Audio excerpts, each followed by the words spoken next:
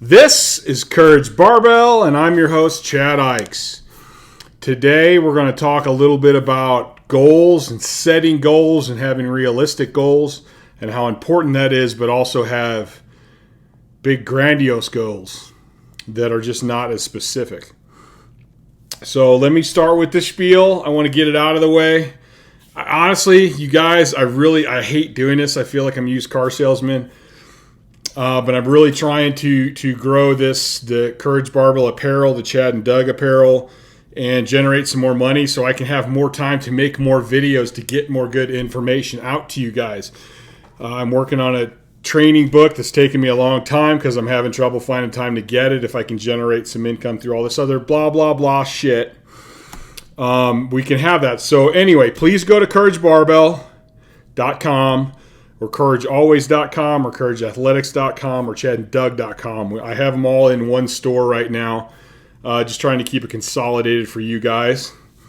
We are working on water bottles, got stickers coming out, all kinds of cool stuff. I actually got an order of sweats in. I need to get that ready to go and get it up on the store. Continually working for this stuff, so please like the channel, subscribe to the channel. Please go to my Instagram, Chad Ikes, and follow it. And please share it. Help me by helping get other people involved in knowing about this and hearing about this. And I kind of made some weird decisions in my lifting career. When I was lifting at my strongest, I was too focused on lifting. Now I'm trying to turn all the knowledge and strength that I had into helping other people through this way. So, goals. I've dealt with lately. It seems like I've had some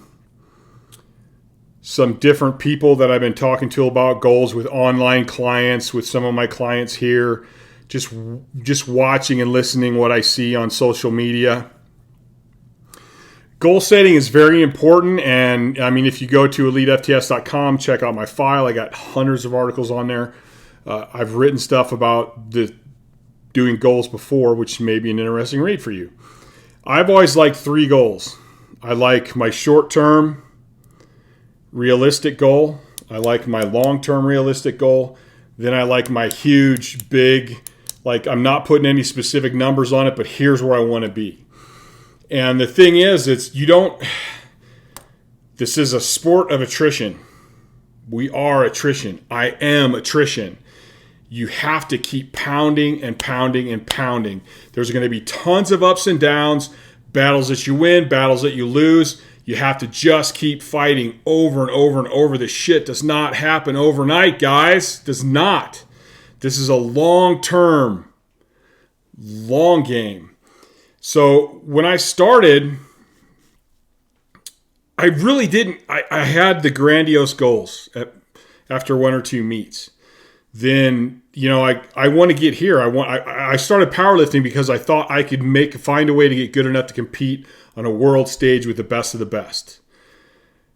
But I knew that I couldn't just jump to that. So I started doing local meets, and every meet I didn't even compete. I didn't care. I was there to better myself, to practice competing, to see where my lifts actually were.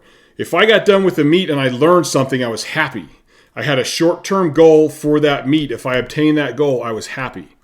And even then, I was looking for everything I could do to get better and better and better.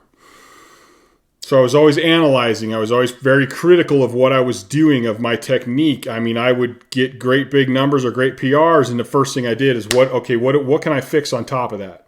Great, I hit my goal. Awesome. What can I fix? Because that goal is a short-term goal. But it's those short-term goals that lead to where you are.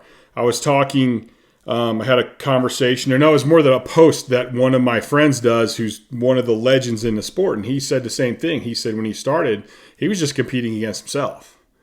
If he knew if he kept beating himself, he would eventually get where he wanted to be. So, as I said, I like 3 goals. I like, hey, what is my short-term goal, like say for my next competition 6 months from now, a year from now? What's my long-term goal? Hey, I eventually want to bench 550 pounds. And then, hey, what if everything goes really good and like things click and things happen, man? If I could hit 650, that'd be badass. So you're going to take that short-term goal and you're going to go, okay, how am I going to get there? And you're going to set a plan. And you're going to know that if you keep making those plans, that's going to get you to your long-term goal. And your big goal, it's like, man, I don't know when I'm going to get there. I don't even know how I'm going to get there, but I like thinking about it. It motivates me. It helps me. It gives me a thing to focus on beyond when I'm getting too into these little goals and I'm going through, say, a plateau or I'm having struggles with an injury or something. I would always daydream about that big goal. Because I knew it. It's like, fine, shit's not going right now. Like, I just got to keep plugging away. But, man, start daydreaming about that big goal, and I'd be pumped up to get back into the gym again. So this also relates to a story I wanted to tell. As you all know, my very first competition, I just lifted, and I like to lift heavy. And so, to me, I lifted heavy. My first 3-lift competition, I totaled 1,700 pounds. Had no idea what I was doing. I thought I knew because of my background in throwing and how we trained, but I didn't know shit. I still think I don't know shit. I still think there's more and more and more for me to learn all the time. I don't think I'll ever think I know enough. So I totaled that 1,700, found Dave Tate, started learning, started going to seminars, started getting in contact with better and better people. After I hit my first 700-pound squat, I thought to myself, man, I'd like to hit a lifetime drug-free 1,000. I go, there's only a few people that had hit a 1,000-pound squat at that time. I don't know who was drug-free or who wasn't. I just, for some reason, wanted to do it lifetime drug-free. So I put it out there. I'm not afraid to tell people what my goals are. Like, I put them out there so they know. It's a goal I think I can obtain, so I'm not afraid to put it out there. You know, to me, if you're afraid to put your goals out there, I usually wonder why you're afraid to. Be proud, man. Say it. Throw it out there. Put your cards on the table and let it roll. Put your cards on the table and let it roll. Dice, cards, whatever. It's all the same. So I get done with I hit my first 700, and then I start telling people I want to hit 1,000,000 and I'm going to do it drug-free. Almost everyone that I knew said no. Everybody, this is my sister just walked in. This is a very high budget production right here. So I tell my family, I tell my friends, I tell my training partners, nobody thought I could do it. Not one person. Now, I'm not saying they didn't back me up and they weren't going to be behind me to do this, but people actually laughed. People are like, dude, you hit 7. Like, what the hell makes you think you can hit 1,000? It didn't matter to me. My training partner's like, I don't know if anybody can do that drug-free, let alone you. And didn't care. Did not faze me one fucking bit. I had already made it up in my mind that this was something I was going to do. I didn't know how I was going to do it. I didn't know how long it would take. I knew that was what I wanted to do. That became my big, grandiose goal. This is what I want to do. Along with competing on a world stage with the best of the best. Which eventually became wanting to put up the number 1 total. Unfortunately, things happened. I didn't reach that specifically.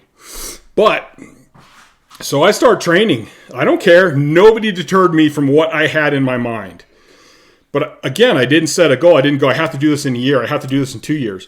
I went, no, you hit 7. Now you got to hit 750. Okay, next meet we need to hit 8. Next meet we need to hit 850. There was meets where I didn't hit my goals. There was meets where I bombed out. I didn't hit every single goal along the way, but it never deterred me. It never stopped me. Even if I missed that small goal, I was still thinking about that grand. And eventually it came around. Honestly, I don't even remember how long it took. I think, man, it might have been 4 years, 5 years before I hit that. I'm not even sure. But I did. I actually went to one meet and we bombed out and I missed it. And I had AWPC Worlds coming up, went down. Got loose on my first one, came back, smashed it. My next year's Worlds, I went like 1,050. This is all lifetime drug-free, which the best part about this is all the guys on the forums are going, oh, that can't be. He's not drug-free, blah, blah, blah, blah. My partners all wanted to go hunt him down and kill him because they were so pissed off. But to me, I saw it as a compliment. Like, these people couldn't fathom that I could actually have done that and have done it clean. Couldn't even fathom. They could not even wrap their mind around the fact that I could be. There was no way in their mind. So to me, they just said I did something that's completely and utterly impossible in their minds. Can't get a better compliment than that. So to me, it was positive. What other people saw as negative, to me, was positive.